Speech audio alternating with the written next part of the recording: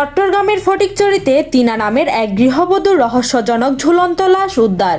উপজেলা ছবলি স্কুলের পূর্ব পাশের একটি বাসা থেকে ৯ মার্চ ভোরে ওই গৃহবধূর লাশ উদ্ধার করা হয়। নিহত নারী একজন প্রবাসীর স্ত্রী বলে জানা গেছে। নিহতের পরিবারের দাবি, তাকে পরিকল্পিতভাবে হত্যা করা হয়েছে। তাদের অভিযোগ, গৃহবধূর স্বামীর সাথে তার ভাইয়ের স্ত্রীর পরকীয়ার বিষয়টি জানাজানি হওয়ার পর এই হত্যাকাণ্ড ঘটানো হয়েছে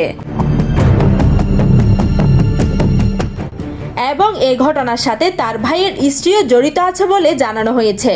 এদিকে নিহতের একটি ফুটফুটে কন্যা সন্তান রয়েছে, যা এই ঘটনায় নতুন করে বেদনার ছায়া ফেলেছে পুরো এলাকা জুড়ে।